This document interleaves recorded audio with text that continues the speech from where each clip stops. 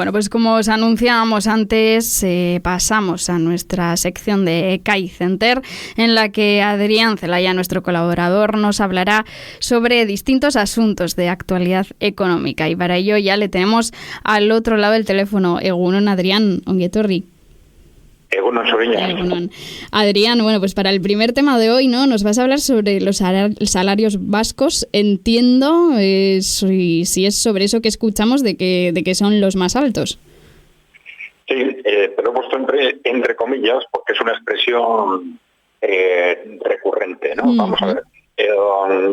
La razón es que ha habido un nuevo artículo a página completa en los diarios del Grupo Vocento, que con ese titular empiezan así, ¿no? Los salarios vascos, los más altos del Estado. Uh-huh. Añaden también que así todos son los que más han perdido capacidad adquisitiva durante este año. Pero ahora me quería referir a este concepto de los salarios vascos, los más altos. Y me quería referir alertando a la gente, alertando a las personas, porque no es que no sea cierto. Efectivamente, los salarios vascos son de los más altos del Estado, pero ya lo hemos explicado alguna otra vez, que son los más altos porque necesariamente tienen que serlo. Nuestra capacidad productiva es un 30% superior a la media del Estado. Si nuestra capacidad productiva, es decir, lo que producimos con una hora de trabajo, es un 30% superior, pues lógicamente los salarios tienen que ser superiores. Entonces, el hecho de que se destaque esto siempre nos debe alertar. Cuando en una negociación, pues por ejemplo, de salarios en una empresa o en un medio de comunicación, se nos lanza este mensaje de que los salarios vascos son los más altos del Estado, intentando querer decir algo con eso, pues hay que preocuparse, alarmarse y ponerse a la defensiva. Porque, ya digo, es cierto, pero es engañoso.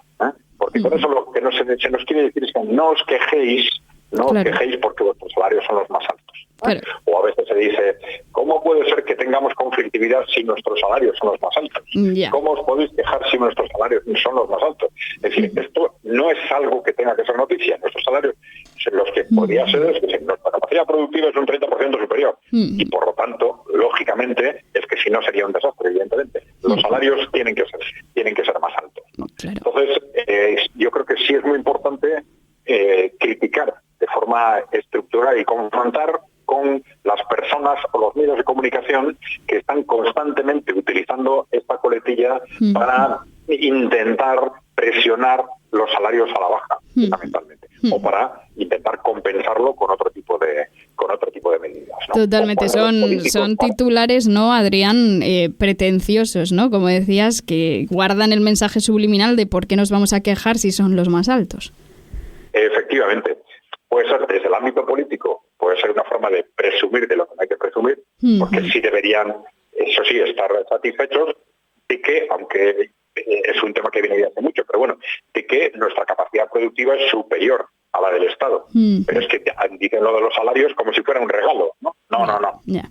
Los salarios son más altos porque lo que producimos por hora es muy superior, ¿no? Entonces yo creo que esto es muy importante en esa dialéctica, ya digo, en los medios de comunicación, en la dialéctica política, en las discusiones dentro de la empresa, incluso en las charlas entre amigos. Adrián, pues pasamos, si te parece, al segundo tema de hoy. También creo que vas a ir, ¿no?, por el lado de desmontarlo un poco sobre esta también, creencia, ¿no?, de que la inteligencia artificial va a hacer que todo el mundo se vaya al paro. ¿Es esto cierto? Sí, vamos a ver. No es la primera vez que pasa. Desde hace muchos años, cada vez que hay un nuevo impulso tecnológico, y lo último fue hace unos años, pues se hablaba de la digitalización. Pues con los procesos de digitalización se decían estudios, porque bueno, el 40% de los puestos de trabajo están en cuestión, no van a ser necesarios por la digitalización. Ahora se está diciendo, como consecuencia de la inteligencia artificial, para el año 2030, han salido estudios pues, de Pricewaterhouse, etcétera, diciendo para el año 2030 el 35% de los puestos de trabajo no van a ser necesarios. Entonces, relacionándolo directamente con la amenaza de desempleo, etcétera. Y como como siempre, no es, vamos a decir, una media verdad. Una media verdad. El hecho de fondo y al que debemos pegarnos es que estos adelantos tecnológicos aumentan la productividad del trabajo. Es decir, no hay ninguna razón para relacionarlos directamente con desempleo. En principio, con estos nuevos instrumentos, con el mismo trabajo podemos hacer más cosas. Otra cosa es luego, como sociedad, cómo gestionamos esto. Es decir, esas nuevas capacidades en principio son positivas. Lo eran con la digitalización, con la inteligencia artificial, con los distintos avances tecnológicos. Pero esas nuevas capacidades son positivas. Ahora hay que saber utilizarlas. ¿Qué ocurre? Que nuestros medios de comunicación están constantemente utilizando todos los mensajes de una forma alarmante y siempre de acuerdo con los intereses de las grandes empresas. Entonces están diciendo, no, como consecuencia de estos procesos de avance tecnológico, pues a ver, prepárate para un 40% de desempleo, ¿no? Pero bueno, ¿por qué tiene que ser así? Es decir, imaginémonos que es un 30%, es decir, bueno, que la productividad se incrementa en un 30%. El resultado, puede haber siempre problemas en el tránsito, pero el resultado puede ser que una tercera parte de las personas se van al desempleo si fuésemos una sociedad absolutamente desastrosa, y otra posibilidad es que trabajemos un tercio menos. Hay otra dialéctica argumentando, bueno, pues a veces históricamente en esos procesos tecnológicos han desaparecido unos puestos de trabajo y han aparecido otros nuevos, ¿no? Pero aunque eso no sucediera, si no surgieran puestos nuevos, ese tercio de incremento de productividad se puede absorber, es decir, sería un objetivo natural de la economía que trabajáramos todos un tercio menos. Es decir, en lugar de trabajar 5 horas, pues trabajar 4, 5 días a la semana, pues trabajar 4, trabajar 3, ¿no? Es que eso es la consecuencia directa de la productividad. Lo otro es la interpretación habitual de los medios, que siempre nos quieren llevar a la dialéctica que interesa a las grandes empresas. Y nuestros medios de comunicación, y ahora prácticamente todos nuestros medios de comunicación, pues siempre nos hacen esa interpretación. Entonces esto genera además sentimientos muy negativos en los ciudadanos, lógicamente, es decir, de falta de identificación con el avance tecnológico, de ponerse a la defensiva frente a los avances tecnológicos, pensando que detrás de ellos siempre hay problemas, porque es lo que constantemente nos lanzan los medios de comunicación, porque no quieren que veamos las oportunidades extraordinarias que hay para que vivamos mejor detrás de esos avances tecnológicos. Claro. Un sueño, desde luego, si se baja, ¿no? Las jornadas de trabajo se reducen a 4 días, como decías tú, y que sería posible, ¿no? Como a través de este desarrollo de la inteligencia artificial. Es algo que entiende cualquier persona. Es decir, si hay un incremento de un tercio de la productividad, es decir, si con el mismo esfuerzo en una hora de trabajo producimos un tercio más, claro. ¿Qué quiere decir? Pues que podemos trabajar un tercio menos. Así es. Produciendo lo mismo. Produciendo lo mismo y trabajando un tercio menos. ¿Por qué nos tienen que llevar a la interpretación negativa de que si incrementamos un tercio la productividad, hay un tercio que se va a ir al paro, ¿no? Es absolutamente absurdo, no tiene ninguna lógica. Está todo es interpretado siempre desde la perspectiva de los intereses de las grandes corporaciones. Pues pasamos a más cuestiones, Adrián. Como es habitual en este espacio, nos vas a hablar también sobre la actualidad económica en torno a los BRICS, ¿no? Esos países de economías emergentes. ¿Qué nos vas a contar? Sí, yo creo que es quizás la gran sorpresa geopolítica de este año, ¿no? Así como, bueno, el año pasado tuvimos este estallido del conflicto en Ucrania, ¿no? Pero esto era algo más o menos esperado, porque, bueno, pues se sabía que entre el bloque emergente y Occidente, tal como estaban las cosas, antes o después iban a acabar estallando. Pero claro, la sorpresa de este año ha sido este alineamiento, que es geopolítico, pero que es también económico, este alineamiento casi total de los países emergentes y de los países también en desarrollo, de África, de Latinoamérica, etcétera, con ese bloque emergente, que está liderado por China y Rusia y que está formalizado alrededor de los BRICS. Los BRICS, que eran en origen, bueno, Brasil, Rusia, India y China, luego se sumó Sudáfrica, Latinoamérica, pasó de BRIC a BRICS, y ahora se está hablando mucho de este concepto del BRICS Plus, ¿no? Al que ya hay adhesiones en solicitudes de muchos grandes países, pues bueno, en Latinoamérica, pues además de Brasil, que ya estaba, pues se habla de Argentina, México. Estos días se está hablando de que también Venezuela va a hacer la solicitud, y con Venezuela seguramente pues irán posteriormente pues el resto de países que están alineados con Venezuela, vamos a decir, en el ámbito de izquierda de Latinoamérica. Pero en Asia está pasando algo parecido con Indonesia, Tailandia, Pakistán, aunque tiene un conflicto interno muy fuerte, Turquía, o sea, países estratégicamente claves en el conjunto del mundo, en el conjunto de los países emergentes y en el conjunto de los países en desarrollo. Y incluso en el mundo musulmán, esto ha sido lo más llamativo, y ya lo comentamos el otro día, estábamos hablando también de las monarquías del Golfo, fundamentalmente Arabia Saudita, ¿no? Y esto es algo que cambia radicalmente la situación económica del mundo y que nos está llevando a un mundo casi dividido en dos, porque se están alineando por un lado Europa y Estados Unidos y sus aliados, y por otro lado casi la totalidad del mundo restante, ¿no? Vamos a ver, porque es un tema pues geopolíticamente muy conflictivo, que va a llevar a conflictos de todo tipo en todos los países que puedan ser dudosos de posicionarse en uno u otro bloque, y que nos va a llevar también a cortes a una reconfiguración económica. Estábamos pensando en los últimos años que iba a ser una reconfiguración de un mundo globalizado unipolar a un mundo multipolar, con varios regiones económicas distintas, y lo que estamos viendo ahora es que esto está avanzando hacia una situación bipolar, que vamos a tener probablemente una región económica formada por Europa y Estados Unidos fundamentalmente, y otra formada por el conjunto de países emergentes y en desarrollo. Esto vamos a seguir hablando seguramente, porque claro, esto va a condicionar radicalmente el futuro, también nuestro futuro económico, ¿no? En los últimos días se ha hablado también el ministro de Asuntos Exteriores de Sudáfrica, que es parte de los BRICS, por lo tanto tiene una responsabilidad institucional, no puede hacer cualquier tipo de declaraciones, ¿no? Ha dicho que no podía decir todavía quiénes, pero que hay 2 países europeos que han solicitado la adhesión al BRICS Plus, ¿no? Bueno, con lo cual vemos que es un tema que no está cerrado, dependiendo este conflicto geopolítico cómo avance.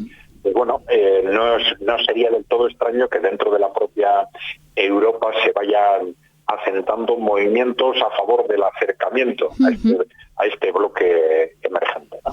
Pero bueno, en principio está configurado un poco como hemos comentado, y vamos a ver cómo avanza. Aquí ha sido muy importante, independientemente de los temas geopolíticos, militares, tal, pues el apoyo económico de China a estos países, ¿no? Porque países como, pues por ejemplo, como Argentina, que han tenido y tienen una extraordinaria dependencia de los flujos financieros occidentales, ¿no? Por ejemplo, del FMI, etcétera. Claro, no han podido, aunque hubiesen querido antes, no han podido dar ese paso de alinearse con el bloque emergente, pues porque enseguida se encontraban con el bloqueo económico, etcétera. Entonces, el apoyo de contrapeso de China ha sido fundamental para que estos países puedan atreverse a dar el paso, ¿no? Además de, como estamos viendo en África, luego también vienen las amenazas militares o de desestabilización con ISIS, con Al-Qaeda, con Boko Haram, con ese tipo de organizaciones, o con los paracaidistas franceses, y todo eso lo están compensando con las intervenciones rusas, ¿no? De estos fuerzas de Wagner, etcétera, ¿no? O sea que es un contexto que ha cambiado radicalmente y que les está permitiendo a sus países, digamos, reorientarse y cambiar de bloque económico. Vamos a ver, porque es muy posible que las primeras nuevas adhesiones, como está diciendo, se vayan a formalizar en el mes de julio, si no me equivoco. Bueno, pues seguiremos al tanto en esta sección de esta evolución, ¿no?, que están llevando a cabo los BRICS y la evolución geopolítica que implica todo esto también. Pasamos al último tema, Adrián. ¿Con qué vamos a cerrar la sección de hoy? Bueno, es una reflexión que parte de algo que es una constatación, pues muy evidente, ¿no? Es el estancamiento de la economía occidental o de la europea en particular en los últimos 10-15 años, si incluimos el periodo de la crisis financiera anterior. Es un estancamiento que se nota en la productividad, es decir, la productividad, como he dicho antes, es lo que como media producimos con una hora de trabajo, ¿no? Y se supone que es el avance de la productividad lo que permite que vivamos poco a poco mejor, que los salarios vayan aumentando, que aumenten los beneficios de las empresas, etcétera. Pero claro, con una productividad estancada, esto quiere decir que la economía está estancada, que no crece, ¿no? Y ya llevamos en esa situación 10-15 años, ¿no? Claro, nosotros lo notamos sobre todo a través de los salarios, que los salarios no crecen, que no aumentan tal, y esto es porque de alguna forma hay un tope en la productividad, la economía no está funcionando, y esto hace que las tensiones entre empresarios y sindicatos pues tiendan a ser cada vez mayores para repartirse esa falta de crecimiento, ¿no? Y esto se nota también en la inversión, en que la inversión, el esfuerzo inversor es prácticamente cero, ¿no? Porque el esfuerzo inversor, que hay que medirlo como inversión neta, ¿no? Porque una buena parte de la inversión se dedica simplemente a reponer la inversión desgastada, la inversión amortizada, ¿no? Entonces, la inversión neta, que es lo que nos dice que nos revela la vitalidad de la economía, está también en cero, casi en cero desde hace muchos años, ¿no? Entonces, vemos lo que ha sucedido en esos años y lo comparamos desde un punto de vista ya de interpretación histórica, si se quiere, con otro periodo de decadencia, vamos a decir, ¿sí? Del que muchas veces se habla, que es el de la Unión Soviética en los años 80. Uh-huh. La Unión Soviética tuvo crecimientos altísimos a primer nivel mundial durante los años 50, 60, mi capacidad de crecimiento fue reduciéndose, y en los últimos años de la Unión Soviética, en los años 80, sobre todo del 85 en adelante, pues ese crecimiento se redujo. Se habla mucho del colapso económico, pero no fue un colapso. El colapso vino después de la caída de la Unión Soviética, ¿no? Con los procesos de privatización caóticos. Durante la Unión Soviética fue una especie de estancamiento también, con un crecimiento medio según como se mira, pero bueno, del 0,5 anual, ¿eh? Uh-huh. Que no es un colapso, es un estancamiento, ¿no?